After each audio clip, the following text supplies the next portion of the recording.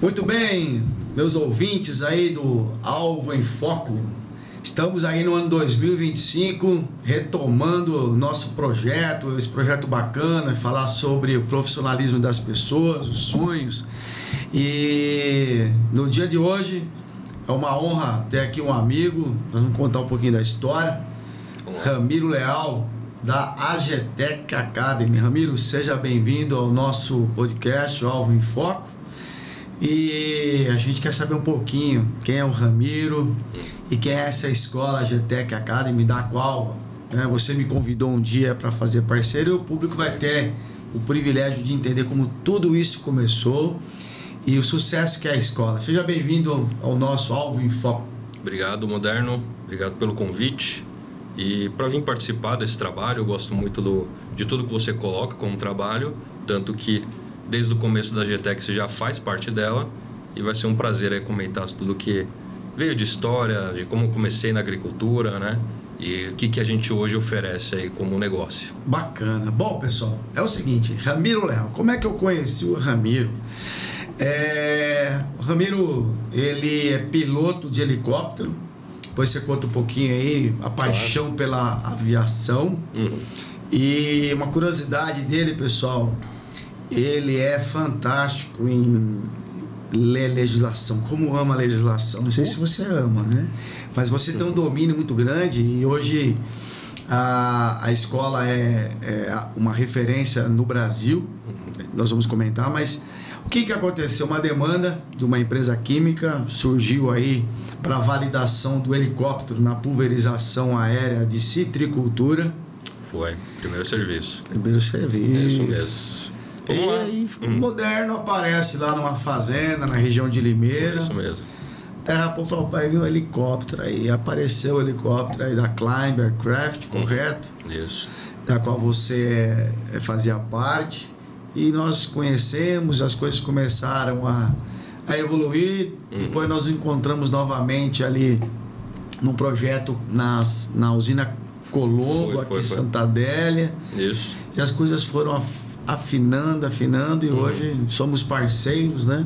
Faço parte dessa escola AGTEC Academy. Com orgulho. E já nem sei quantas turmas nós já formamos, depois você fala. Mas conta um pouquinho aí do Ramiro, piloto, jovem. Como é que é a paixão por esse negócio da agricultura aí? Tá. A agricultura, a aviação me trouxe a agricultura, e a área de importação e exportação me trouxe a aviação. Bacana, hein? Na família já tem piloto, né, de companhia aérea, então a aviação já estava de uma forma intrínseca à família, mas eu, pessoalmente, nunca foi minha ideia. Gostava, tal, lindo, bacana, voava, mas não era minha... Até o momento, né, isso eu estou falando até meus 20 anos, não pensava em aviação. E comecei a trabalhar com tecnologia da informação, importação e exportação, e surgiu uma demanda na empresa que eu estava trabalhando de fazer a importação de um helicóptero. Por quê? Uma empresa química precisava transportar executivos de um ponto para o outro, e aí começou esse projeto. Táxi aéreo. Tinha nada a ver com agrícola. O táxi aéreo, ele já tem uma conotação de serviço. Era mais privado, interno para a empresa. Perfeito. E foi muito interessante porque eu cuidei da parte da aquisição dessa aeronave, e com isso a gente aprendeu muita coisa, né? Aprendeu porque a ideia inicial era comprar no Brasil, de algum revendedor, e houve diversos problemas com essa compra. Aí passou para a importação, que era o meu departamento, e aí entrou o Ramiro na jogada aí no começo. E aí eu aprendi muito das dificuldades da aviação, da parte interna, né? Que o pessoal brinca que o que manda na aviação é o dinheiro, o que move a aeronave, mas claro que não é isso. Mas eu comecei a entender as dificuldades de se trazer uma aeronave para o Brasil e todas as questões comerciais que existiam. Deu muito certo, funcionou, e nessa época eu já estava fazendo bastante parte de benefício fiscal, então eu trouxe ela com um valor assim bem ímpar, bem otimizado para o Brasil. E com essa dificuldade, a gente se interessou pelo negócio e foi no fabricante da aeronave e falou, olha, estamos vendo uma dificuldade no Brasil para se comprar uma aeronave, e temos o know-how para trazer isso e espalhar de forma mais assertiva, né, e mais concreta aqui no Brasil. Eles falaram, não temos interesse em revenda, mas temos muito interesse em manutenção. E aí? Às vezes eu vou te interromper, claro, né? E a gente tem que retomar o assunto. No Brasil existe uma característica dentro da área agrícola, né? Que é o nosso negócio, de falar que helicóptero em uso agrícola é muito caro. Muito caro. E eu queria que também você encaixasse esse tema aí. Tanto é que nós nos conhecemos assim, né? E hoje nós sabemos que tem algumas aeronaves aí voando no Brasil, mas ainda falam que é insuficiente para atender a demanda brasileira. Concordo. E não sei se é real ou não, mas o que a gente escuta dos clientes finais o custo é alto. Mas conta aí, encaixa isso aí para nós aí, né? Vamos história. Lá. Aí começou a manutenção e começou comigo indo muito para os Estados Unidos para entender o mercado de manutenção de aeronaves, porque a gente teve interesse em fazê-lo. E começamos com o nosso RBAC 145. E aí que veio até o que você comentou, que eu gosto de legislação, que eu sou um profissional no negócio, porque eu aprendi apanhando, já trabalhando e fazendo homologações. A primeira homologação foi desse centro de manutenção. Claro que antes disso eu já tinha know-how de ISO 9001, já trabalhei muito com papel e só absorvi o que eu já sabia e fui trazendo para esse negócio. E nessas minhas idas e vindas para os Estados Unidos, eu conheci gente que operava helicóptero agrícola, lá na fábrica da Robson, que foram as aeronaves que eu mais trabalhei. E aí eu me interessei, eu falei, poxa, que legal. E aí comecei a ir para o ramo agrícola e foi quando eu conheci meu primeiro professor do ramo agrícola, que foi Yasuzo Ozeki. O finado Yasuzo Ozeki. Eu brinco que ele foi minha graduação e você foi minha pós-graduação. Bacana, tá vendo, pessoal? Tá vendo nosso ouvinte aí, ó? Lembrado em finado Yasuzo Ozeki, aprendi muito com o livro dele, na verdade, não posso nem falar o livro, mas um manual. E é uma honra escutar. Eu sou professor de pós-graduação. Pois é. Bacana. Mas é fato. E nessa, eu vi como negócio, cheguei, tem gente trabalhando no Brasil com helicóptero? Não. Existiu na época de 70, 80, teve os militares que trouxeram, operou um pouquinho, inclusive o Yasuzo fez parte dessa inserção. Nessa inserção. E foi aí que eu cheguei no nome dele, por isso que eu cheguei nele, né? E aí a gente começou a conversa, virou um grande amigo aí, então eu brinco que ele foi minha graduação, mas dirigindo em carro. Então a gente ficava horas e horas ouvindo o Yasuzo lá, contando as coisas, eu tirando dúvida, querendo me alimentar cada vez mais da aviação agrícola. 40 minutos guiando e 15 fumando. Pra parada pra fumar. Claro. É conhecer o Yasuzo, né? Bem isso mesmo. Para aqui, vamos parar. E, enfim, aí eu vi um número muito interessante, que nos Estados Unidos, 30% das pulverizações são feitas com helicóptero. Esse número não é atualizado de hoje, tá? Isso foi na época. Há 13, 14 anos que eu comecei com os helicópteros. Mais precisamente 14. Eu acho que esse... Passou dos 10, já não conto mais tanto. Tá assim. certo. Vai passando rápido, né? Fazer o que é. Que bom. Aí, ok, eu vi esse número e falei, poxa, já comecei a manutenção. Nessa época eu também já tinha começado o táxi aéreo e também a parte privada da empresa, né? O negócio do químico não vingou, mas o negócio da aviação ficou. Já começamos a encaminhar tudo, então já estava com a manutenção já pronta, já homologada. O táxi aéreo, na verdade, ele demorou bastante, mas teve outras homologações que a gente tirou no meio do caminho. E essa de agrícola, que foi excepcional no Brasil, porque na época que existiu, era a época dos militares. E em 2006 passou a ser a ANAC. Então foi a primeira empresa homologada pós-ANAC com o RBAC 137, que é o agrícola para helicóptero. E e tiveram diversas dores no meio do caminho, porque não tinha nenhum operando e a legislação tinha sido pensada para avião. Então muitas vezes se mencionava, justamente não falava aeronave, falava avião. Então muitas vezes a legislação batia nesses quesitos, nesses detalhes, e a gente foi quebrando cada uma das barreiras que foram impostas aí pela... Quando eu falo que nós, não fui eu sozinho, né? Claro que eu estava chefiando tudo, mas teve muita gente que me ajudou no meio do caminho, aí no processo para as homologações. E aí conseguimos, junto com o RBAC 137, a gente abriu também escola, porque não tinha eu tinha... Depois, no meio do caminho, eu estava homologando a aeronave, a pulverização, mas eu não tinha piloto. Então, eu precisava criar os pilotos. Aí eu criei o primeiro piloto, que foi o Maicon Souza, também aprendi muito com ele. Maicon, conheci. Piloto excepcional, já. Além de ser um ótimo profissional, um ótimo professor, aprendi muito com ele. As coisas do dia a dia, do campo. Eu ficava enchendo o saco dele, perguntando sobre avião. Falava, como que era um avião, não sei o quê. Porque eu estava indo muito para o helicóptero e querendo entender tudo, né? E nesse meio tempo já tirei carteira de piloto, mexi muito com a manutenção e o bichinho da aviação picou.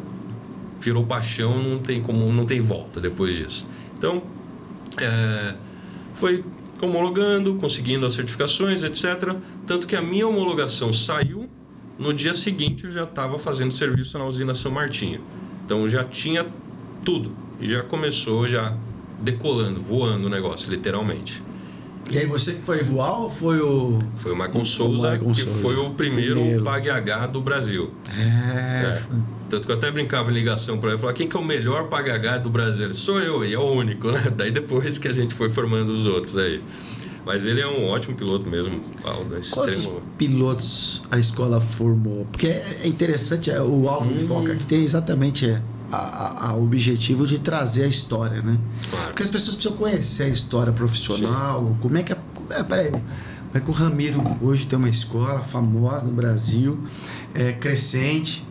E como é que tudo isso começou aí? Começa a ligar, juntar as peças do quebra-cabeça, puxar o fio da meada, ou seja, lá atrás, uma história de manutenção, surge a escola, a necessidade de formação de piloto. Isso. Bacana. E aí você foi voar na usina São Martinho. E a gente foi para a usina São Martinho. E nesse meio do caminho eu comecei a me tornar cada vez mais especialista em asas rotativas. Né? Helicóptero, asas rotativas. E claro que também aprendi muito sobre asa fixa e tudo que está inerte a uma pulverização. E no meio do caminho, depois já estava pronta a Climb, tudo, já formamos cerca de 100 pilotos agrícolas, se eu não me engano. Aproximadamente, né? Porque teve muita turma, até hoje você faz parte do corpo da Climb como professor. Mas antes também tiveram muitas outras turmas onde a gente precisava agilizar o quanto antes, estava com a legislação, e a gente pegava uma liberação do Ministério da Agricultura com pilotos específicos que poderiam replicar aquele curso. Bacana. Então, foram umas 6 turmas, assim, com bastante gente. Eu me lembro que o número era alto, mas 100 é interessante, né? Eu não diria que todos formados estão operando. Isso é um fato que não. Mas eu sei que muitos dos formados ainda operam e buscam os seus e-cheques, que é natural, né? Na aviação, a cada 2 anos, ter a revalidação da carteira. Então, pode ser com a ANAC, pode ser com uma empresa que faz, uma escola que faz essa certificação. Então, eu sei que tem gente operando, o mercado ainda existe e tem interesse, sim, no helicóptero, apesar dos comentários de é caro, etc, etc. E de fato, quando comparado a uma aeronave de asa fixa e a asa rotativa, ele é realmente, de fato, a verdade aí para o ouvinte. Ele é mais caro mesmo e as razões? Vamos lá. Helicóptero, em relação ao avião, desde a sua formação, ou seja, as primeiras horas de voo que você vai realizar, é sempre, assim, em geral, sempre 3 vezes mais caro o preço da hora de voo. Então, a partir daí, a gente já entende que, por natureza, a hora de voo, né, vai ser mais cara num helicóptero agrícola. E por que é mais cara? Eu vou dar uma resposta bem simples e objetiva. Assim. No avião, tudo é fixo. Asa fixa. E no helicóptero, tudo se mexe. Ali a parte interna dele tá tudo acontecendo ao mesmo tempo, é uma loucura. O helicóptero, o fato dele voar é maravilhoso já. Né? É lindo, ele dá ré no ar, né? Então, dá ré no ar, né? Aliás, ele para no ar, ele é um beija-flor. Para e ainda dá ré. Gostei da expressão, ele é um beija-flor. É um beija-flor. Ele sobe, ele desce, ele vai para frente, ele vai para trás, ele para. Então, o próprio voo do helicóptero já é mais complexo e isso torna o voo mais caro. Ponto. A partir daí a gente entendeu que a pulverização também vai ser cara porque mudou o seu equipamento. E o helicóptero na agricultura, ele traz diversos benefícios Concordo. interessantes que estão... É aquela coisa, aquele bom casamento, né? O voo do helicóptero é empurrar o vento para baixo. A gente chama isso de efeito downwash, né? Então, o fato de ele já estar naturalmente empurrando esse vento para baixo, ele auxilia para aquela gota chegar na cultura. Aí, claro, tem a questão dele estar com o nariz para frente, então não é 90 graus, ele fica numa angulação que faz sentido. O voo casou muito com a pulverização. E isso traz grandes benefícios para o helicóptero. Então, o preço maior, que é o começo da pergunta, é maior por conta do voo. E o benefício, porque ele faz sentido, é porque o voo do helicóptero se encaixa muito bem com a agricultura. Isso a gente no curso explica e é fantástico, né? Vai chegar a vida dos drones. A gente vai falar sobre essa história aí. Claro. Mas, por exemplo, eu sempre fui um defensor do helicóptero em áreas de montanhas. Eu passei, agora não sei se foi 2021 ou 2022, não me recordo, numa usina no Nordeste, onde haviam 2 helicópteros. Inclusive o comandante Felipe, talvez você o conheça. Conheço normalmente por sobrenome. Mas ele formou na escola, na escola lá. E a gente olhava aquilo lá e falava assim, como é que você bota um ser humano 100 pessoas andando e achar que o resultado da aplicação é bom? Cada um tem um passo diferente, cada um trabalha de um jeito e se cansa e... Como é que você quer? Aí você fala, vou pegar um avião. Não tem sentido o avião. Porque não tem como você acompanhar o relevo. Essa é uma outra característica benéfica do voo do helicóptero para a agricultura. A manobrabilidade do helicóptero, ela é fantástica, e isso facilita e otimiza a operação. Então, o avião ele precisa ir para a pista, né, para se reabastecer. O helicóptero já pode fazer dentro do campo. E outra, o helicóptero, a manobra dele é muito mais rápida, muito mais curta e muito mais ágil. O avião ele voa mais rápido. O avião ele tem a tendência a ter maior rendimento, isso é fato. Mas o helicóptero ele tem uma manobrabilidade espetacular. E em termos de voo, o voo com o avião ele é mais acrobático do que com o helicóptero. Então, quando o pessoal vê, vocês veem o pessoal fazendo balão, acha aquilo extremamente complexo. Não é tão complexo quanto se realizar com um avião. Não estou falando que é fácil, estou falando que já é mais fácil do que com um avião. Sim. Entendeu? E essa característica de voo, além do que eu falei do efeito downwash, etc., também inerte à agricultura, casou muito bem. Então, é uma aeronave que faz sentido. Concordo. E eu tenho um vídeo que a gente filmou no Nordeste. Aí tem os tabuleiros, né? Que são aquelas planas, tem as encostas e tem as meias laranjas. Então tem tudo ali. E o helicóptero vem voando assim no tabuleiro. Daqui a pouco ele sai desse talhão. É uma coisa só, né? Ele entra nessa meia laranja como se fosse essa xícara aqui. Ele vem voando assim no tabuleiro. Aí ele vem e ele faz todo esse movimento, desce acompanhando. E assim, é encantador. Eu sempre defendi o helicóptero. E as pessoas, o mercado diz assim, mas não tem helicóptero suficiente, não tem piloto suficiente. E, na verdade, acho que aqui você está quebrando esse paradigma. E, na verdade, tudo é uma questão de investimento, né? E aí vem algumas características de dificuldade do Brasil, né? Porque a gente vem pela formação do piloto agrícola inicialmente, né? Eu contei que eu precisei criar uma escola para criar profissionais para o setor. Aí você já viu uma oportunidade, né? Escola. Também, claro. Formação. E aí eu comecei, pessoalmente, a aprender como uma escola trabalha, como uma escola funciona. Apesar de que, até engraçado, meu primeiro emprego da vida, com 16 anos, foi professor de inglês. Eu nem imaginava que ia virar professor logo, né, no meu futuro, mas eu já gostava muito, né? Eu sempre gostei muito de dar aula e sempre a didática, trabalhar com aluno e trabalhar com essa imersão que você precisa passar o seu conhecimento para alguém é uma dificuldade. Sim. E eu sempre me encantei muito por isso. Desde o começo, meu primeiro trabalho como professor foi... Eu tinha saudade. Olha como as coisas vêm encaixando, né? 16 anos professor de inglês. Você nunca imaginava que lá na frente você ia ter uma escola, né? Não era... Com 16 anos eu imaginava muita coisa, e né? acho que você nunca imaginava que uma escola podia ser EAD. Pois é. E aí vem a questão de tecnologia também, que foi um dos meus primeiros trabalhos dentro do corporativo, foi a parte de tecnologia da informação. E uma coisa juntou com a outra, né? Tecnologia, dando aula, aviação, tarana, chegamos em algum momento nos drones e tudo aquilo aquela bagagem de conhecimento veio e abraçou essa alternativa que surgiu no mercado, né? Me recordo, sim, que a gente estava nos projetos do avião. Uhum. E você um dia me ligou e falou, olha, preciso conversar com você. Os drones estavam já em certa evidência no Brasil, não falar no mundo já tinha surgido, mas no Brasil. E você começou montando o drone, não foi? Foi. Rapaz. Brigar com o gigante chinês. O primeiro drone parecia uma churrasqueira que voava. Feio, mas voava e funcionava muito bem. Eu comecei montando o equipamento. Como eu comentei, né? Eu acabei me tornando um especialista em asas rotativas e especificamente em pulverização, né?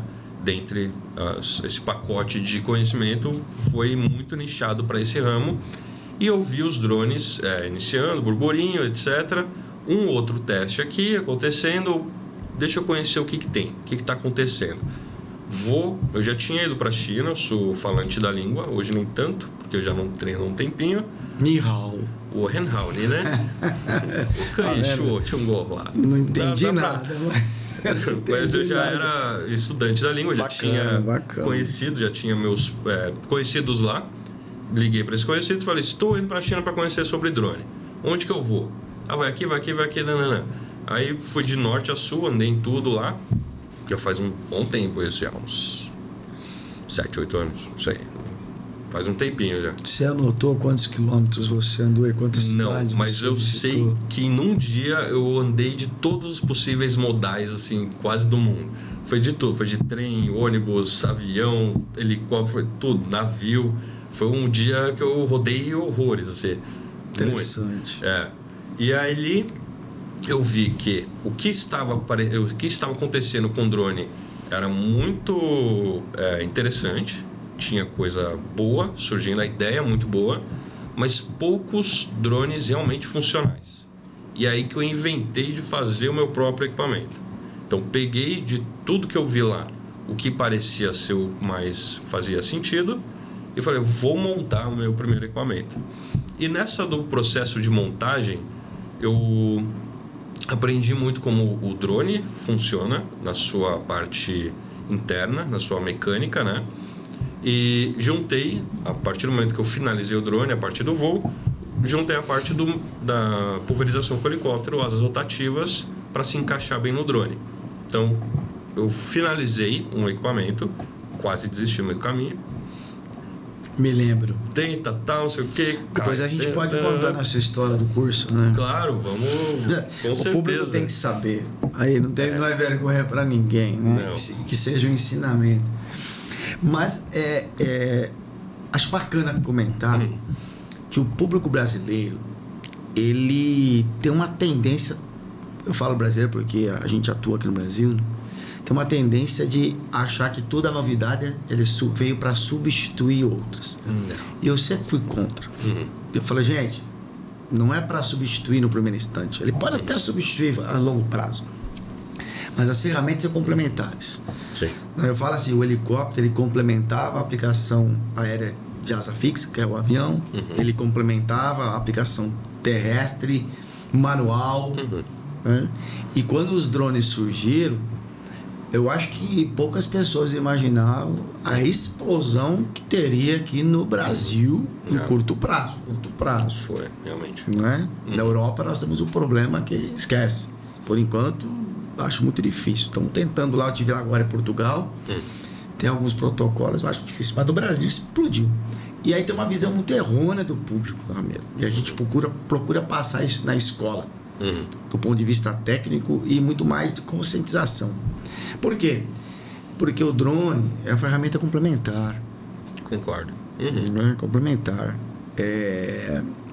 é assustador. Eu não vou dizer os indicadores aqui, você também está com as reuniões do mapa, a gente também tem, mas é assustador hoje o número de demandas de problemas de aplicação aérea com drone, né?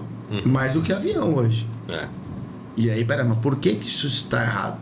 Então, assim, não pode ser a substituição, isso é a complementação, né?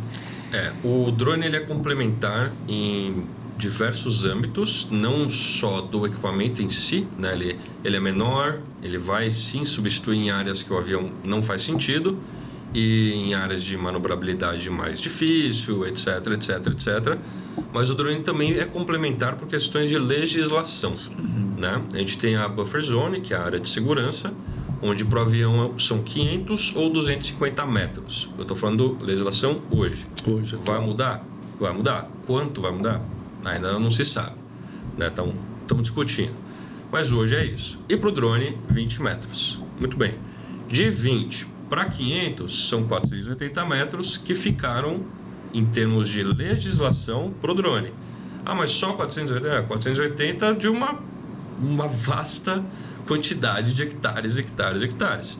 E, principalmente no nosso estado de São Paulo, a cidade está engolindo, né? Está empurrando o campo ali. A gente vê a área que não tinha condomínio, na safra seguinte tem um condomínio ali.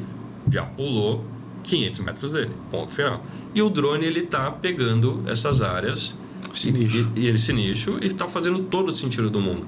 O avião vai continuar? Vai continuar. Vai continuar com o piloto dentro dele? Aí já é outra questão. Eu acho que eu sinto que a tendência é o piloto ir para o solo. As aeronaves aumentarem, né, em quantidade de carga e o piloto ir para o solo. Então vai substituir, vai acabar o mercado de avião? Não. A gente vai continuar tendo aeronave. A diferença é que o piloto vai ter essa tendência. Ele vai começar a vir cada vez mais para o solo, assim como ainda não aconteceu na aviação comercial, porque o fator de ter um humano ali dentro da aeronave ainda muda muito. Questões de legislação, etc., ainda é uma questão também de sentimento do humano, né? Tem alguém aqui que, se der uma pane, ele ainda tem chance de agir. Aí a gente vai num outro âmbito que está bem complexo. Ou errar, né? Mas o que eu entendo é que para a agricultura, cada vez mais esse piloto vai vindo para o solo. E aí você, em determinada fase, né, sai lá da empresa de helicóptero e cria seu próprio negócio para montar drone. É isso. Eu lembro que você me chamou, vem aqui. Vem conhecer meu equipamento aqui, vamos voar aqui. Vamos voar. Eu já tinha finalizado. Quantos equipamentos você fez? Você lembra? Olha, vendidos foram 10. E parei. Fechei a fábrica. E eu vou explicar. Não foi por desgosto nem por nada. Eu vendi bem, feliz, contente.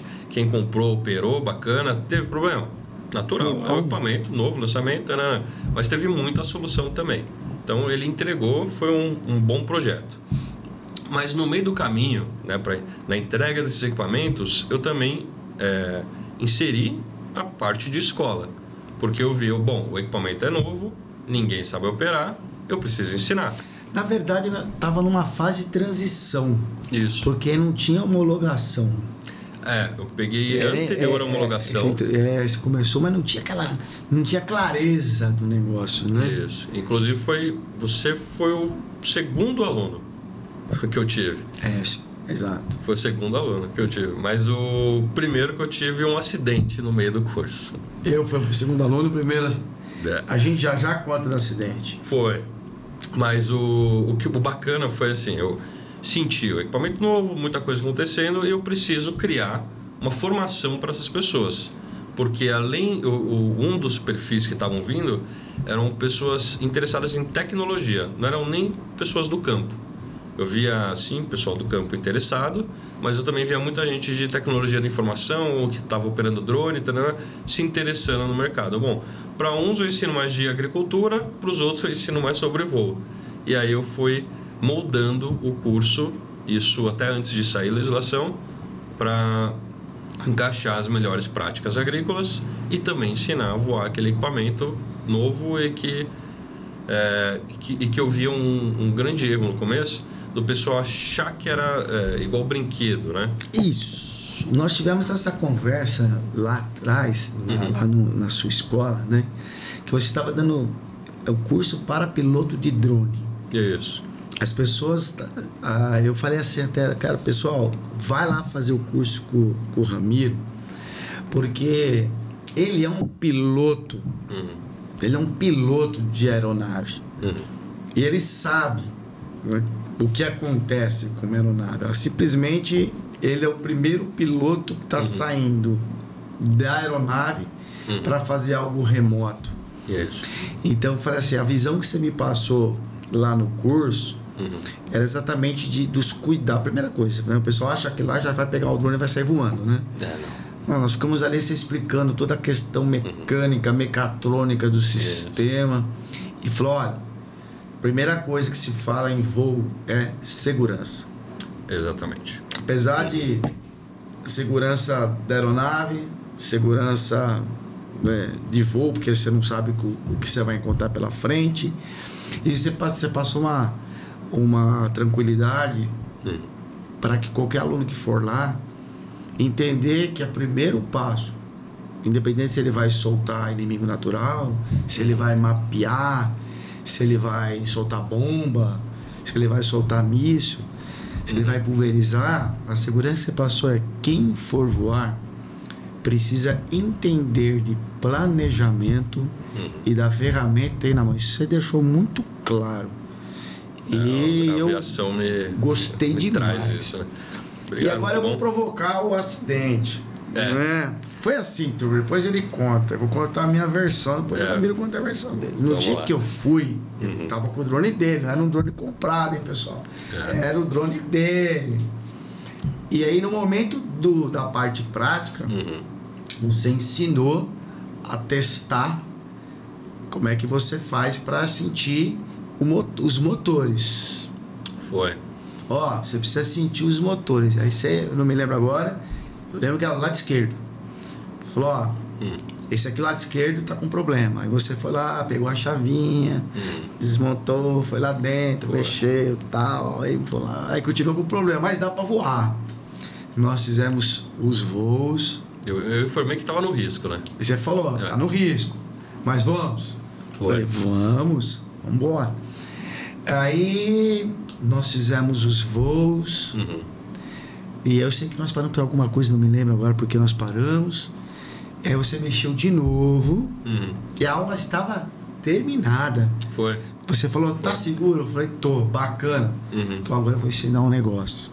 Eu falei, o que você vai ensinar? É um negócio assim, em termos de emergência. Foi. Você lembra disso? Eu lembro vagamente. Eu lembro que acabou, quando isso tinha finalizado, eu fiz um extra. Vou fazer um extra. Vou ensinar você uma coisa bacana. Foi. Uma coisa é você estar pilotando uma aeronave lá e aparece uma emergência, você tem as instruções do que fazer. Ele falou, vou te oferecer isso também. Dá uma emergência no drone. Foi isso mesmo. Qual o recurso que você tem eletrônico aqui no seu monitor que você possa trazer ele com segurança? E ele realmente veio com segurança. Só que quando ele chegou em cima da gente, que ele deu aquela brecada... Ele parou de verdade. Ele parou o motor. Parou o motor. Aí ele rotacionou, velho. Pau! Aqueles motores me fizeram sofrer muito. O câmera lá que tá gravando o podcast, ele tá rachando o bico. Tá achando o quê? Que é ao vivo, filho. O que aconteceu? Foi até algo que os drones melhoraram ao longo do caminho. Sim. Os motores, eles eram abertos. Eles não tinham o ESC fechando e deixando aquele motor mais livre de possíveis sujeiras, etc, etc. E aquele motor, ele roda 5.000 RPMs, cada um com a sua velocidade, sua pressão, sua força de trabalho, e vai juntando poeira, e em algum momento aquilo dava algum problema. E eu lembro até que o drone é igual ao carro, né? A gente conhece os barulhos do nosso veículo. Com certeza. Então, eu conhecia os barulhos, eu falei, esse motor está com problema. Pode ser que a gente tenha algum problema aqui hoje, Vamos continuar? Vamos continuar. Eu também, né, prestando um serviço ali, querendo finalizar tudo, deixei todo mundo... E nunca deixamos voar acima da gente, sempre com segurança, sempre né, tanto que a gente só teve essa questão do motor. E foi um drone que eu tinha botado muito em campo, porque assim, não tinha drone no Brasil para trabalhar. Eu estava com um drone trabalhando funcional. Todo mundo queria o drone. Eu tinha recém-vindo... Era 10 litros ou 15 já? Aquele era... Aquele acho que era 7,5. 7,5, né? É, porque ele era muito pesado no meu tanque. Aí eu mudei aquele tanque depois, enfim, foi melhorando. Era de fibra o tanque, não era? Ele era fibra de vidro. Eu lembro. Porque é o que eu tinha na época, é o que eu conseguia fazer, porque fazer um polímero daquele formato para encaixar seria muito custoso, porque eu precisaria de muito. Uma grande quantidade logo de cara. E eu estava testando o tamanho de tanque, o drone, etc, etc. A injeção é muito cara no Brasil, o molde de injeção. E engraçado que as primeiras importações que eu fiz foi de polímero, eu fui atrás disso. Então, eu tinha o contato do fabricante. Eu falei, olha, posso fazer, mas vai sair... Você precisa ter X unidades. Era muito unidade. Custear o molde. Não tem como. Não tem como, que eu estou começando e ainda não tenho nem certeza se vai ser isso mesmo. E realmente não foi.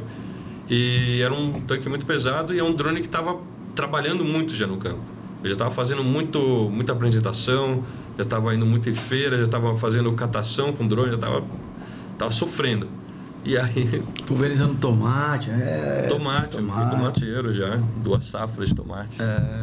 Pouco tomate, mas eu me aventurei nessa.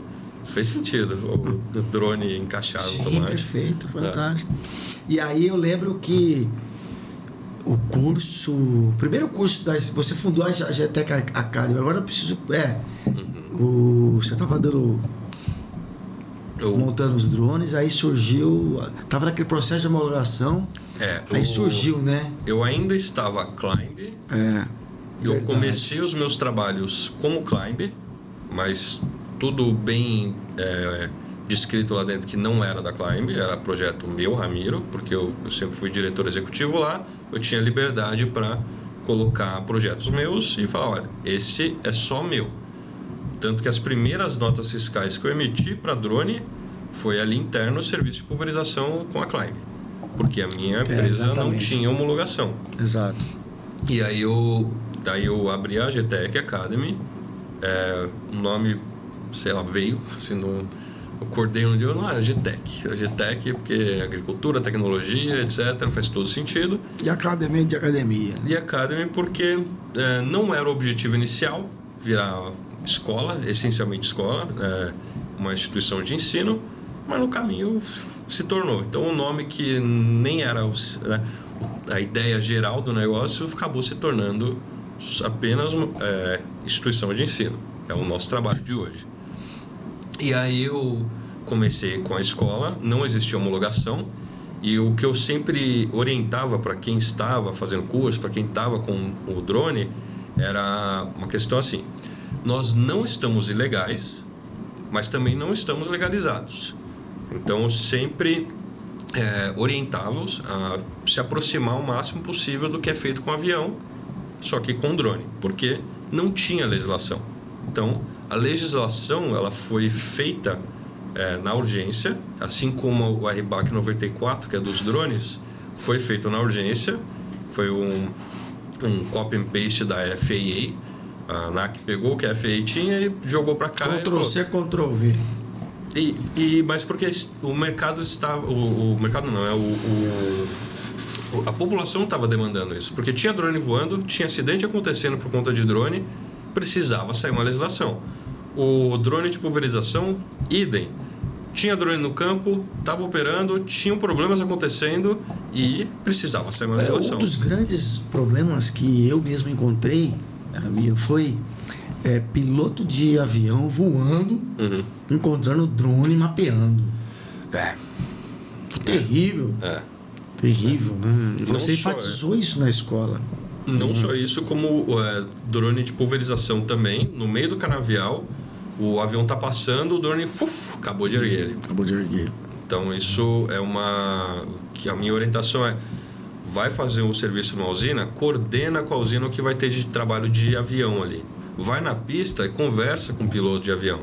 Não tem que se separar, tem que se segmentar, tem que se juntar. Diálogo. Tem que ter diálogo, tem que estar lá. Por quê? O nosso trabalho é importante? Muito importante. O dele é importante e tem um risco. Tem uma pessoa ali dentro da aeronave. Então, a responsabilidade civil e criminal pelo voo dele é dele e pelo nosso voo com drone é o do operador de drone.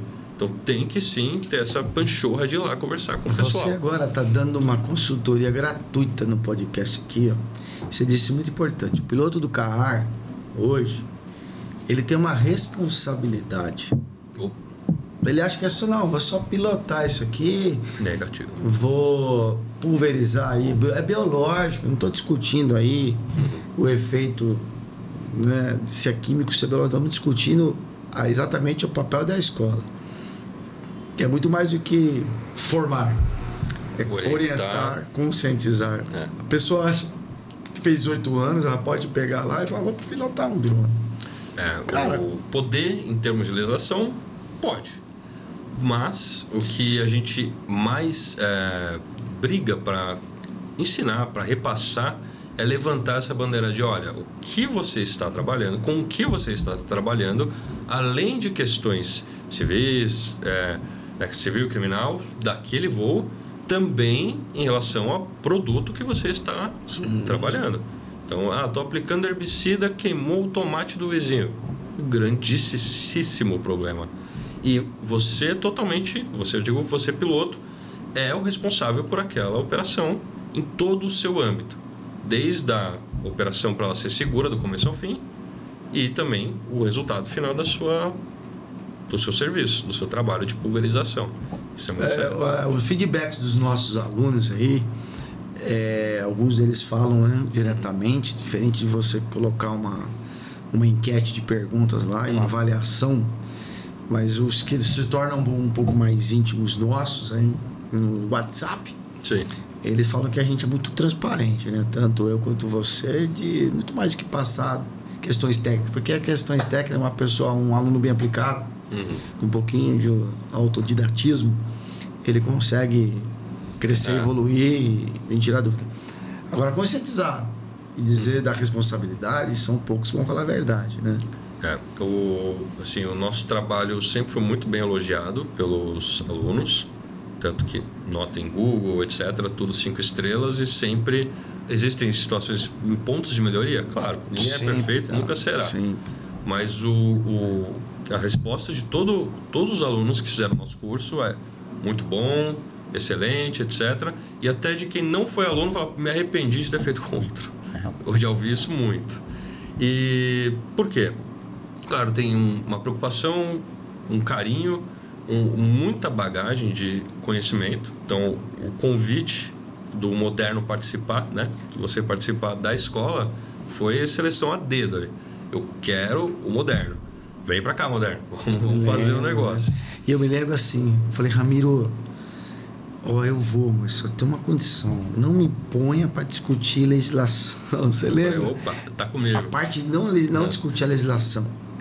Não me ponha para ficar vendo documento para comprobatório de... Falei, Ramiro, eu tenho... me dá faniquito, como diz, né? Sim. Eu gosto de ler. Até ver uma demanda hoje, tá valendo lá, você fala assim, peraí, cadê a pegada, né? Mas essa parte de documentação, e manda documento pra cá, manda documento pra lá, esses proformes aí da vida, eu fico injuriado, né? E você tem aí essa tranquilidade, porque você já mexeu com isso. Fala que cada um, né, dentro do seu quadradinho, e a gente tem que estar a mente aberta para poder entender que as coisas se juntam, né? A junção, né? Eu tenho certeza disso, acredito muito nisso. Acho que o trabalho é sempre complementar. A gente falou de avião, helicóptero, drone é complementar. O trabalho de uma instituição também é complementar. Pega o melhor de um, o melhor de outro e vamos entregar o melhor que a gente tem aqui para quem estuda com a gente, para quem está acompanhando o nosso trabalho.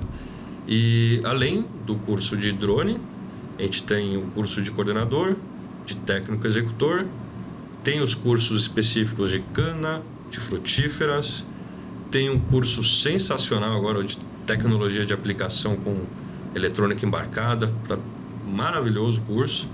Então a gente tem uma série de produtos de estudo, né, como uma instituição de ensino, com muito critério, muito bem estabelecidos, muito bem formulados para o pessoal se beneficiarem desse conhecimento no campo, para não cometer erros que muitas vezes podem ser erros que não tem volta. Concordo. E pessoal, a gente fez isso aí com muito carinho, com muita responsabilidade. Eles são quase 30 anos de experiência. Ramiro, eu falo que muito do que eu aprendi, que os jovens de hoje não terão essa chance, não terão, passou. Eu vim de uma transição de um segmento 100% mecânico, os equipamentos eram 100% mecânicos, e eles passaram para ter partes elétricas. Então, mecânico com elétrico. E surgiu o eletrônico. E as pessoas precisam entender que o avião tem coisas eletrônicas, o helicóptero tem coisas eletrônicas, o drone é eletrônico. Mas ele só voa porque tem um mecanismo, tem uma mecânica ali dentro. Então não voava. Esse conjunto, na atualidade, eu tive a oportunidade, né, de mostrar que esse conhecimento podia passar para a escola. E surgiu os cursos, né? Você que gosta de aplicação, entra lá na página, procure a gente no Instagram lá, procure a GTEC Academy e entenda a história. Por quê, Ramiro? Porque realmente você passar e entender de toda a tecnologia é um negócio fantástico. Eu gosto de Fórmula 1, eu gosto de velocidade, eu gosto de carros muscle, né? Eu não gosto de carros futurísticos, eu gosto dos muscle da vida. Sim. Mas você olha que, vamos lá, você olha a primeira Lamborghini que saiu, a primeira Ferrari que saiu, o primeiro Mustang que saiu. Você olha os carros de hoje, eles têm aquela estrutura mecânica, mas tem toda uma eletrônica hoje engajada, né? A época que você pegou o moderno na sua carreira e trabalhando essencialmente com pulverização, foi se especializando, né? Aí você também conte mais aí, porque até tem um aluno que te adora, assim, o Carlos. Ele opera hoje, ele fala, pô, como que é o currículo do moderno? Deve ter uma bíblia, né? É grande, o cara tem bagagem. Mas você pegou uma época muito bacana, que foi quando os GPS, o uso de satélites, se tornou possível e gratuito para civis. Isso. Porque o satélite originalmente foi para uso militar e a população, né, a sociedade, ganhou esse serviço gratuito. Claro que daí existem teorias de conspiração, etc., sobre isso, mas é gratuito e ele tornou muitas ferramentas que a gente usa hoje e que passou... Você pegou toda essa transição, essa melhoria de uso dos satélites para performance, para profissional, para uso profissional, tornou muita coisa viável. E pegar esse caminho, essa construção do uso do satélite tornou o seu conhecimento ímpar. Porque você pegou ali da época de bandeirinha, que não tinha GPS em aeronave, né? No campo, levantava a bandeirinha, o piloto tinha que olhar, achar a bandeirinha e tacar, né? Produto. E hoje, com satélite, etc., mas não é só hoje, foi uma transição, foi uma melhoria de diversos equipamentos. A gente brincou que o meu equipamento caiu, etc., foi uma melhoria, chegou para um nível que, cai, mas, enfim, não por aquele motivo mais, vai melhorando. E é até interessante que essa trajetória que você ia encaixando, né, e absorvendo isso, eu realmente nasci numa geração privilegiada. Concordo. Eu vejo essa turma nova dentro da faculdade, inclusive, eu fiz uma doação de um aparelho para a faculdade, que é ali para os alunos entenderem como é que se faz a junção da mecânica elétrica e eletrônica. Bacana. Na minha época não tinha, né? Na minha época tinha tudo mecânico, né? Sim. E isso traz, assim, aquela bagagem para você, porque ninguém está sabendo, mas você constrói. Você passa a dor. Você passa a dor. Sim. Hoje a gente vive, com toda eletrônica disponível, a gente tem ali os mapas de pós-aplicação. Sim. Então a gente estuda isso, trabalha isso. E não é com a intenção de medir erro e acerto. É com a intenção de melhorar o que a gente pode fazer com os índices de acerto, reduzindo o custo, melhorando, né, performance de como otimizar a bateria de um drone, como otimizar o tiro de um voo, mas também como corrigir pequenos erros por falta de planejamento, não é a falta de atenção. Planejamento. A gente tem observado muito que um piloto agrícola, quando ele monta numa aeronave, independente se asa fixa ou asa rotativa, e você como piloto pode me corrigir se eu dizer alguma bobagem, primeira preocupação dele é sobreviver. Então se ele for responsável com a vida dele, ele vai fazer um bom planejamento. Claro. Porque ele sabe que lá no alto o vento vai mudar e ele vai ter que tomar uma decisão rápida. Isso é até interessante. Eu tive o nosso último curso de coordenador lá na Pachu Aviação, parceiro nosso. Bem lembrado. Obrigado aí, Pachu. Eu estava alguns dias antes dando curso de drone lá e eu vi o dono lá, o China, né? Piloto de longa data, muita experiência. Eu vi ele trabalhando os mapas de aplicação antes de trabalhar. E isso é muito interessante. Por quê? O fato dele estar olhando aquele mapeamento que ele, alguns ele já deve ter, outros ele fez ali naquele mesmo dia, porque são áreas novas, etc. Isso já é o começo do planejamento. Por quê? Ele começa a olhar como que é o polígono, ele está olhando uma foto do Google Earth, onde indica onde tem região com árvore, onde às vezes dá para ver um linhão, dá para você ir identificando alguns pontos, e na mente dele que vai fazer a operação, ele já começa a olhar, opa, é bom eu começar daqui.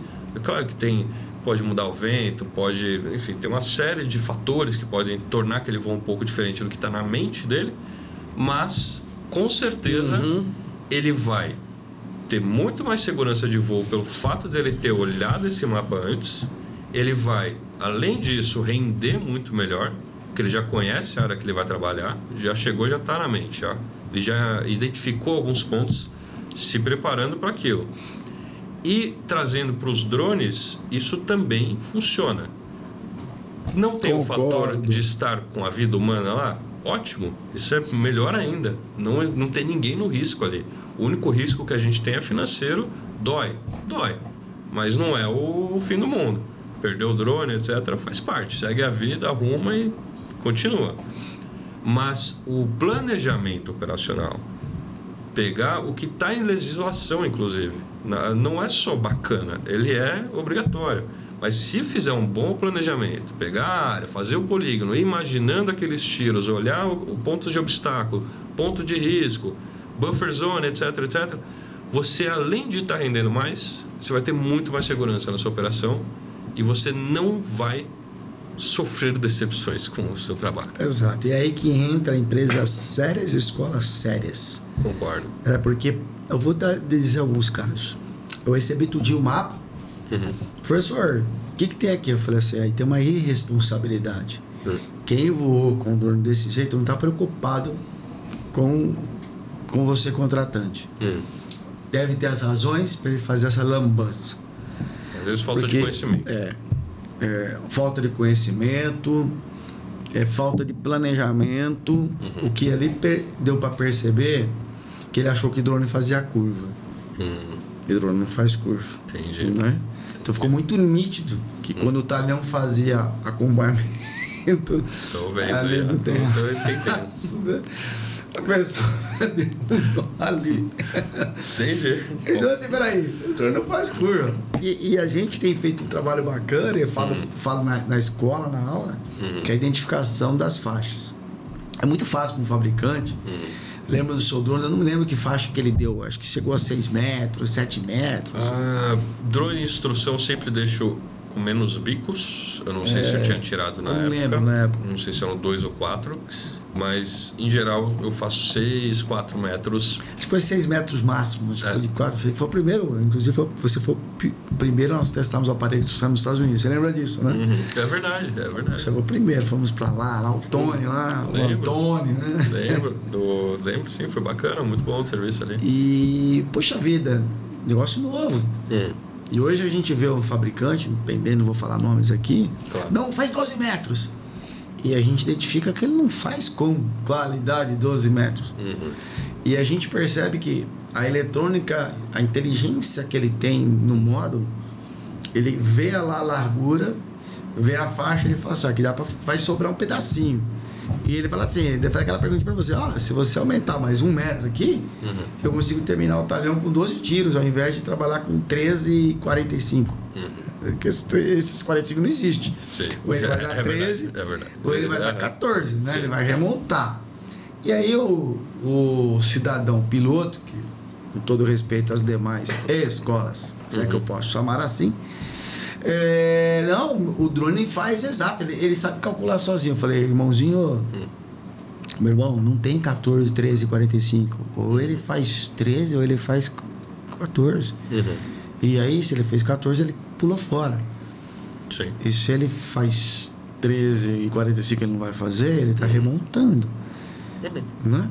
Aí a pessoa fala, não, mas tá certo. Eu falo, não tá certo. Né? A gente precisa ajustar. E as pessoas estão ajustando do nada, amigo. O que eu acho assim, o que falta bastante no mercado, o que a gente tem visto hoje, tá?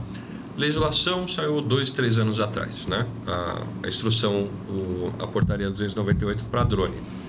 Feita as correrias, foi bem redigida, teve todo o processo legal de consulta pública, assim, consulta pública, que é bacana, é obrigatório, necessário, e se torna a lei mais inteligível, né? Porque os operadores e quem está no ramo pode dar seus pitacos. E quem está trabalhando na legislação, eu conheço o corpo técnico do MAPA e eles são muito competentes, eles conhecem de aviação agrícola. Não é... Isso a gente não pode reclamar do MAPA. Quem está lá dentro realmente conhece. Muito bem, mas ela foi feita às pressas, ela precisava sair. Ela obrigou, né, de alguma forma, uma certificação e colocou uma grade curricular para esse curso. Bacana. Se não tivesse isso, muitos nem estariam realizando nenhum tipo de curso, porque o que a maioria está atrás é de uma certificação. E eu vejo um grande erro nisso. Concordo. Porque o custo de você aprender, de você tem muito mais, não custo financeiro, você tem muito mais custo seu de sentar a bunda na cadeira e estudar, né? Esse custo parece que está tão caro, né, para o pessoal, mas ele é tão pequeno perto do que vai trazer de resultado. E você comentou, né, que o drone não faz 13 ou 14, é um conhecimento, né, pra gente parece meio óbvio, mas realmente o pessoal precisa aprender isso, precisa aprender o que eles estão pulverizando, como pulverizar e como trabalhar aquele equipamento e quais o que ele vive quando ele está, a partir do momento que ele está no ar, o que tem de incidência física acontecendo com aquele equipamento. Exato. A gente pega os guias, aí fala assim, mas tá saindo. Ele tem um desvio. Gente, o vento desloca ele. A gente chama de passeio de aeronave. Ela tá passeando. O drone passeia. Como não passeia? Você só não tá sentindo. Lá no alto helicóptero você com o piloto sente, não sente? Sim. Quando o vento pega na cadeira, o vento tá na proa. Quando o vento pega na cauda, quando o vento vem um travesso, quando vem uma rajada, quando pega uma corrente de convecção. Não sente tudo? Sente. E o drone não sente? Também sente. Sente, você só não percebe. E a gente tem que somar a relação do voo e também a relação das gotas. Porque uma coisa é voar tudo certo, saber o que está acontecendo. Outra coisa também é o que está acontecendo com aquelas gotas e o que entregar. Exato. E eu vejo... que eu acompanho muitos grupos, o que é dito, eu vejo muita gente, eu nunca participo, assim, nunca não, né? Eu pouco participo ativamente, eu estou sempre mais acompanhando.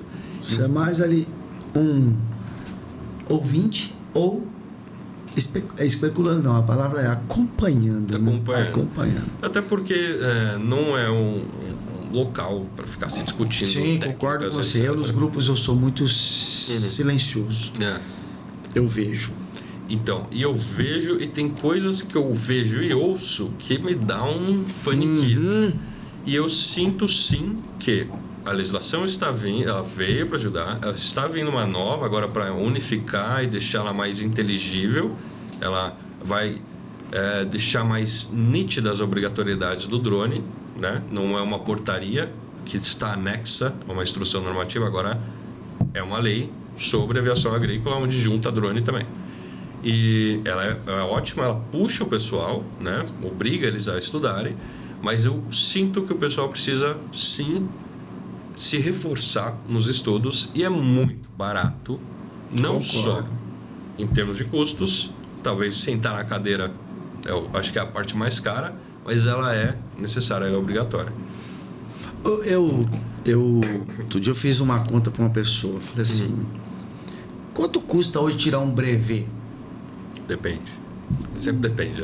Não, mas custa tirar um brevet. Um brevet de piloto. Tá. O básico. Vamos falar assim. Você tem noção, mais ou menos, de grandeza? Então, vamos lá. Hoje. A gente está falando de rotativa ou de asa fixa? Não, o mais simples. Então a gente iria para um asa fixa, asa avião. Fixa. O mais barato. Isso. Ok. Com horas, para tirar brevet. Se eu falar simples, a aviação vai me matar, vai vir na jugular. Não é simples, mas assim. De valor monetário, menor, né? Valor monetário melhor. Aí só que eu queria pedir duas coisas. Separa a teoria, curso teórico e a hora voo. Tá. A hora voo com certeza é 95% do curso. E quanto custa o curso teórico? Olha, mais ou menos. Eu estou um pouco desatualizado, mas assim, numa formação completa eu digo para piloto privado, que é a primeira. É a primeira carteira, né, que ele vai tirar. Que seria o. Eu sempre vou para o helicóptero, PHH, PCH. Arredonda. PCA. É o PCA. PPA, piloto privado de avião. Você vai entender onde eu quero chegar. Tudo bem. Eu diria hoje, sem fazer conta, faz um tempo que eu não acompanho, eu diria que ele vai gastar uns 25, 30 mil. Vamos falar 30 mil. Aí ele tira o brevet. Piloto privado. Privado. Se ele resolver se especializar em helicóptero, asa rotativa. Triplica. Aí ele vai gastar mais quanto? Não, aí você começa tudo do zero. Isso. Que é outra. Onde eu quero chegar. E aí ele ainda. Então vamos lá, que ele gasta mais de 90. Talvez menos. Tá bom, vamos lá que ele investiu 60 mil reais, 30 mais 30. Pode ser. Mas a hora de voo, depois tem as horas de voo, né? E toda a responsabilidade. Sim. Quanto custa um curso de piloto de drone? Tá. Olha, um investimento ali. Ordem de grandeza. Uns 7.500, 8.000 ele consegue a certificação e a formação de piloto prático. Olha que interessante, pessoal que nos ouve aí no Alvo em Foco.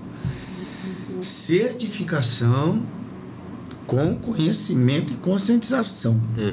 Ponto. E mais a formação de pilotar um drone. Isso. E também a pulverização. A pulverização. A gente tem esse extra ainda.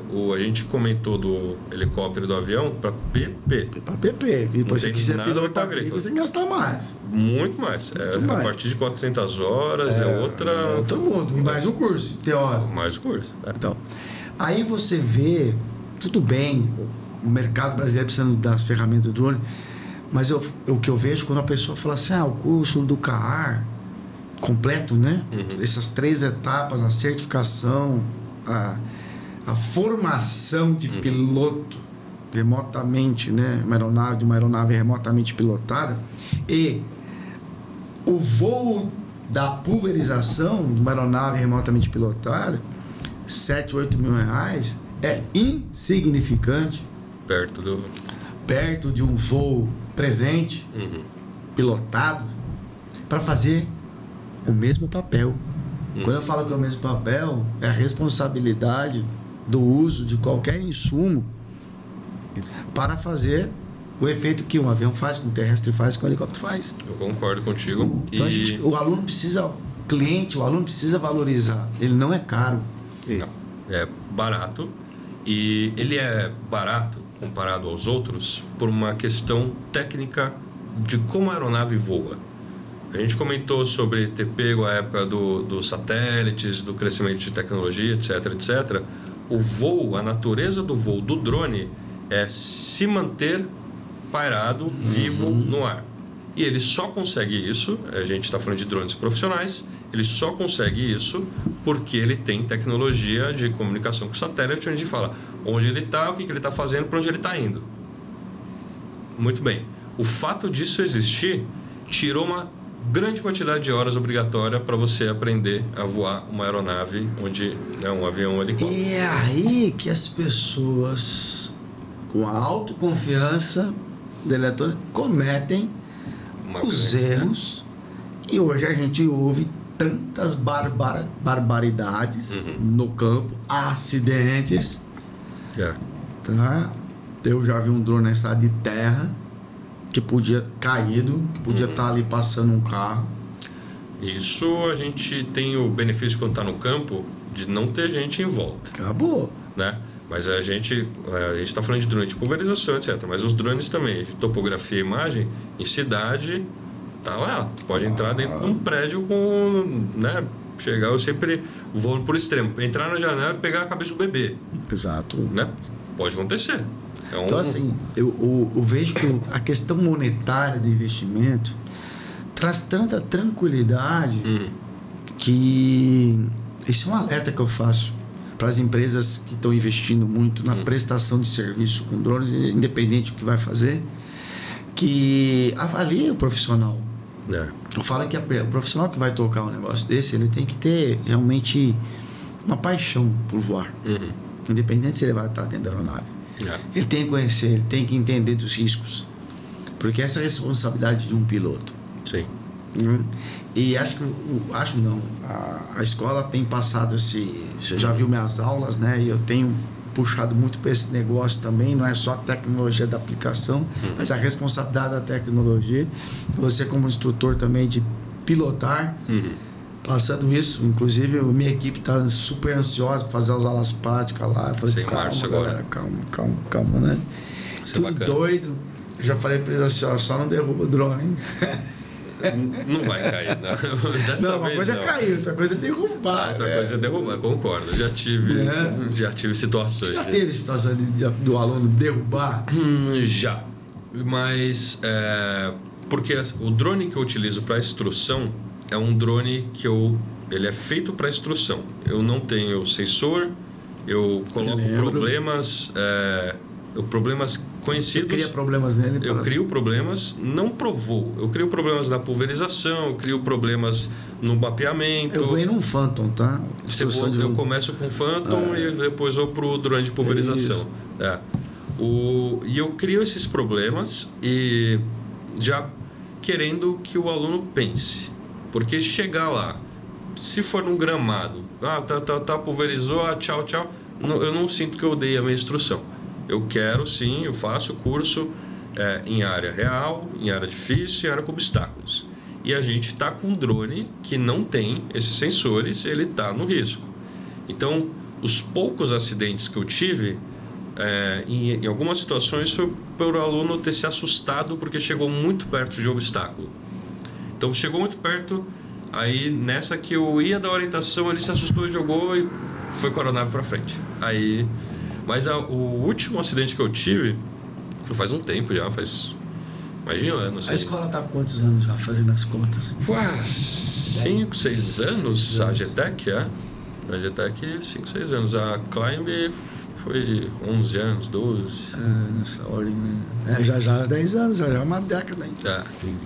Tá bom, muito bom. É que é difícil saber as datas certinho, porque as coisas foram acontecendo no caminho.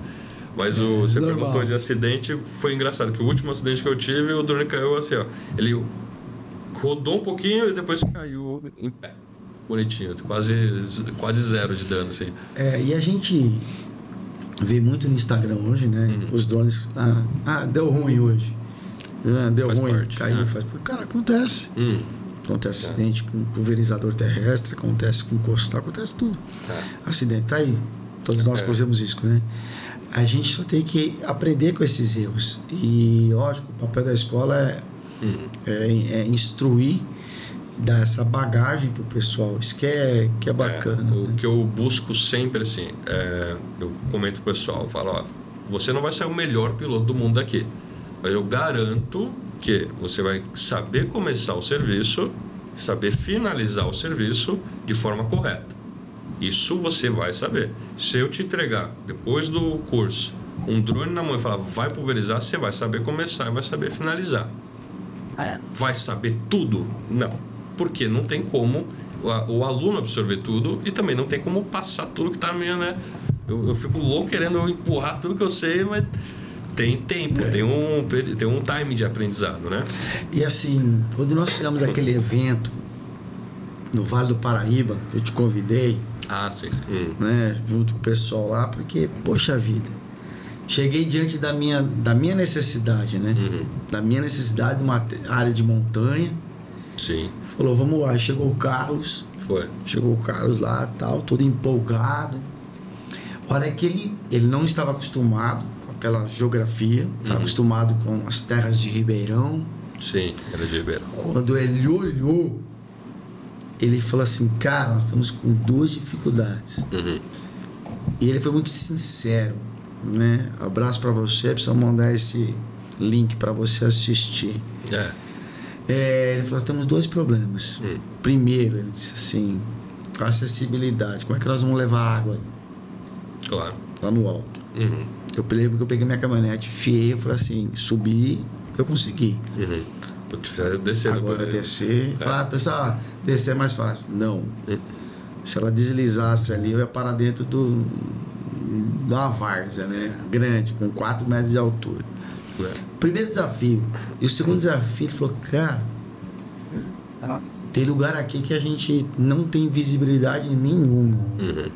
E tem muita área de mato e venta muito forte. Sim, até por questão de ser montanhosa e ter o vento orográfico que vai influenciar no voo e na pulverização. Tudo. Então, assim, os mercados são muito diferentes. Né? E eu aqui abri mão de alguns locais em detrimento a dificuldade que para ele era nova. E assim, como cliente, a gente tem que entender que muitas vezes o piloto quer tomar uma decisão, mas por outro lado alguém não é o dono do negócio, ele está cumprindo uma ordem, uma OS. Não, tem que fazer. E esse tem que fazer é prejudicial. E aí a gente tem que encaixar o quebra-cabeça das plataformas digitais de pós-aplicação. Eu sempre fui contra a punição. Acho que tem que ter um indicador justo, equilibrado. Número, né? Tem que conhecer o que está acontecendo. Mas toda vez que esse indicador ele está abaixo, punir não é o caminho certo. Investigar, adequar-se nessa investigação, merece uma punição por uma falta de atenção ou, muitas vezes, por uma ordem que a empresa aplicadora disse, não vou. E alguém disse, não, eu quero que você faça. E ali é o Carlos ali tomando algumas decisões e ele falou, cara, que não dá. Porque sua insegurança não dá. A gente estava aplicando nutricional. Tudo bem. Facilita a vida. Facilita a vida. Mas fico imaginando, né? Herbicidas. Eu já tive muito na ponta do precisa fazer. Né? Não, tem que ser assim, tem que ser assim. De certa forma, como eu sempre trabalhei com equipamentos que eram relativamente novos, né? Helicóptero, drone, eu sempre tive mais dúvida por parte do cliente do que determinação do que tem que ser, né? Então eu tive esse benefício do meu cliente não saber muito o que ele quer. Então eu tive essa possibilidade de, olha, vamos fazer assim, por isso, por isso, por isso. Então eu tive muito jogo aberto com as empresas de como que a gente faz. Vamos fazer assim, porque assim, chegando sempre no nosso, juntando operacionalidade, segurança de voo, resultado, qualidade de serviço. Então isso ajudou muito o nosso trabalho, mas eu também já vi muito situação onde existiam determinações de aéreo fazemos assim, ponto final. Que eu tive que chegar falando, sem chance, então ponto final, vai voar com a sua aeronave aí. E isso, Ramiro, é fundamental. Eu falo que a gente tem que puxar a sardinha agora, tá? Claro. Eu vou puxar a minha, você puxa a sua. Vamos lá. Eu amo a ciência, só que eu não sou um cientista. De certa forma né? Claro. Mas assim, execução da ciência. Eu não executo a ciência, né? Mas eu vou atrás dela. Eu procuro estar sempre me atualizando com trabalhos, indo, né, participando de simpósios, mas lendo o trabalho. E questionando o trabalho. Porque o cientista, um bom cientista, é aquele que duvida da própria pesquisa, claro, da própria ciência. Porque ele entende que no amanhã novas metodologias virão. E a gente procura encaixar tudo isso dentro do que a gente vive, que é a consultoria. Que são as dores das pessoas. Independente, quem contrata a aplicação e quem executa. Claro. E quem está por trás escrevendo uma legislação. Então a gente consegue abranger tudo isso. Sim. E você, como piloto que já prestou serviço, traz essa experiência para dentro da escola. E somado a isso, até você comentou dos sistemas que analisam como foi a pulverização, que dão os números, né? E a ideia não é nunca punir. Eu já estive do lado quem teoricamente seria o punido, né? E é sempre uma situação assim, indigesta. É você sozinho, todo mundo com um mapa na mão e falar, errou aqui, errou ali, aí vamos lá, vamos entender o que está acontecendo aqui, vamos ponto a ponto. Aí você vai vendo que os erros que apareceram, que foram apontados, na sua grande maioria foram solicitações do próprio cliente forçando alguma coisa para o piloto fazer. Vou dar um exemplo.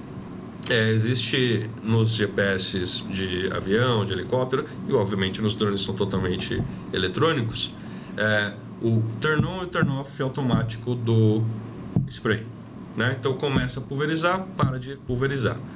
A diferença é que no avião você tem um delay, onde você desliga e ficam alguns segundos ainda pulverizando, porque ainda tem cauda, ainda tem gota se formando. Física. E o piloto, certamente, ele estava cortando antes de terminar o tiro, porque ele sabe que ele ainda está pulverizando.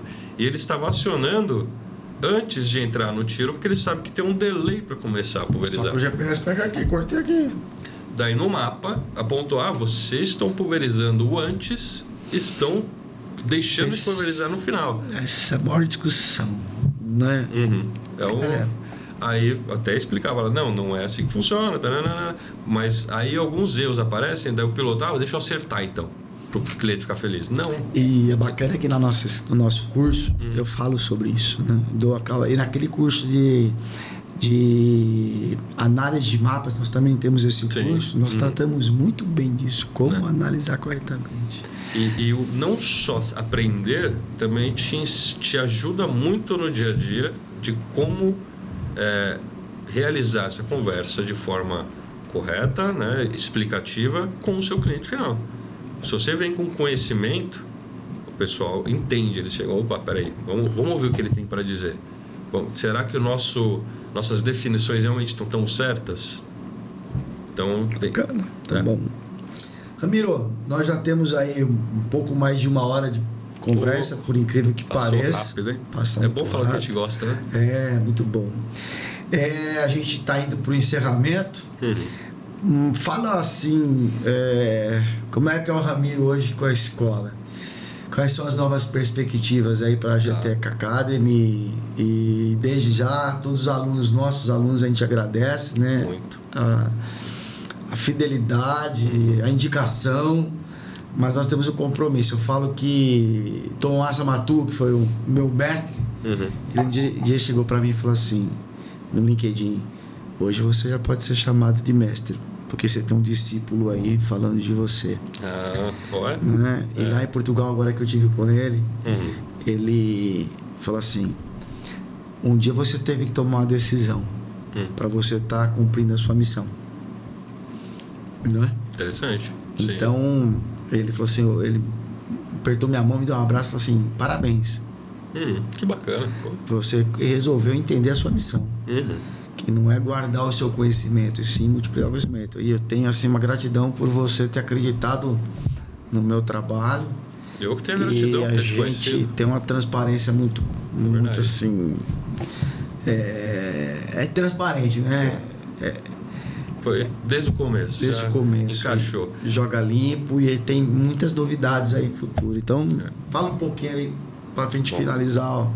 Eu, inicialmente, agradecer pela parceria, que a gente já tem aí já bastante tempo. Faltou comentar muita coisa, né? Bastante coisa. Mas o trabalho contigo já de cara, primeira vez que eu vi o seu trabalho, opa, gostei desse cara. Eu achei correto, preciso nas informações e sem lenga-lenga, assim, é isso e ponto. Não isso e ponto você definir, mas esse ponto que tá certo o negócio e tal, e sempre muito aberto também a conversa. Eu sempre gostei do método de trabalho e por isso que eu comentei, foi pensado, escolhido, eu quero o moderno aqui, vamos embora.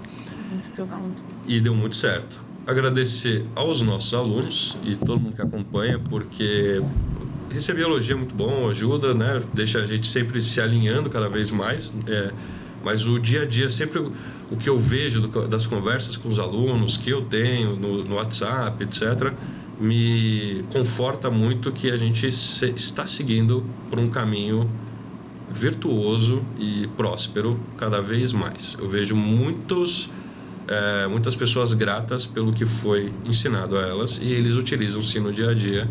Isso, mal sabem eles o quanto te ajudou. Não sabem precificar isso.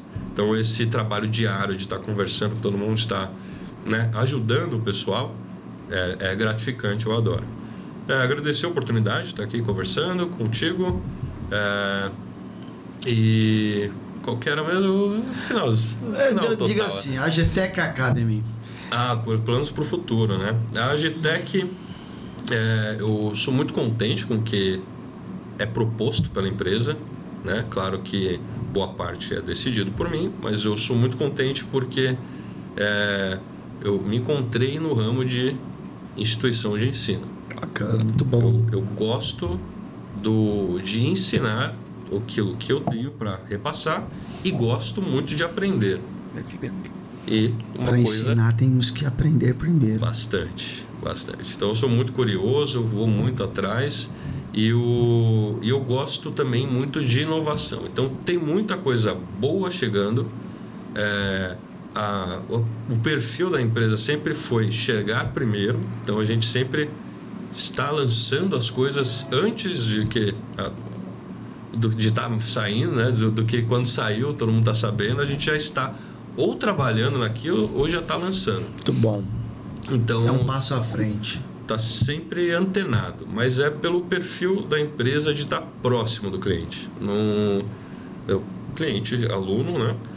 A gente está na comunicação diária, a gente sente como está o mercado, a gente sabe o que o pessoal está precisando. E aí a gente entrega uma solução que faz sentido. E no final, vira um negócio. Então, eu sou bem contente com isso.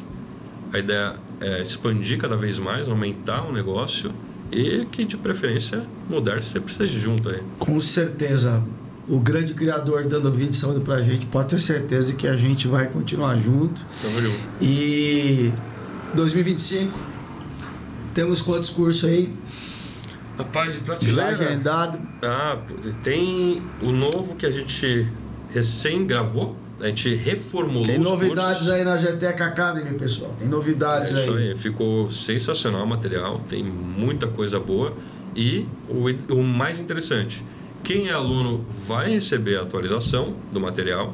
Não foi nem cobrança de mercado nem nada. A gente que quis atualizar e trazer, né, o complemento. A gente vai mudando com o tempo, pessoalmente, e a gente vai melhorando, né? A tendência sempre está melhorando. Então, esses cursos são as mesmas matérias, mas atualizados para agora.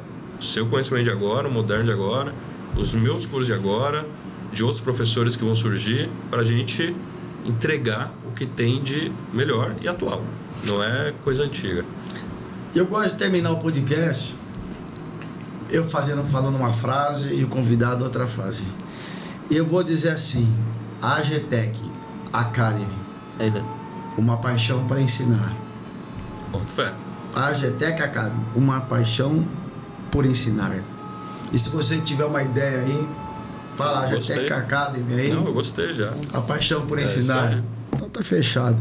Ramiro, obrigado. Obrigado você. Obrigado, estúdio aí da Impulse, viu? Pela qualidade, sempre aí, horário, qualidade do material. Ramiro, agradecer pela parceria de sempre, viu? Tamo Obrigado junto. por visitar nossa cidade, Catanduva. Gostei bastante. Já conhecia, mas só de passagem, hoje eu já vi melhor. A AGTEC Academy, uma paixão Por ensinar. por ensinar. Gostei. Isso aí, obrigado, Ramiro. Obrigado. Valeu. Obrigado, ouvinte, por participar do Alvo em Foco, primeiro Alvo em Foco 2025. Esteve aqui presente, está aqui presente Ramiro Leal, AGTEC Academy, uma paixão por ensinar. Gostei. É isso aí, turma. Até o próximo Alvo em Foco. Bom demais.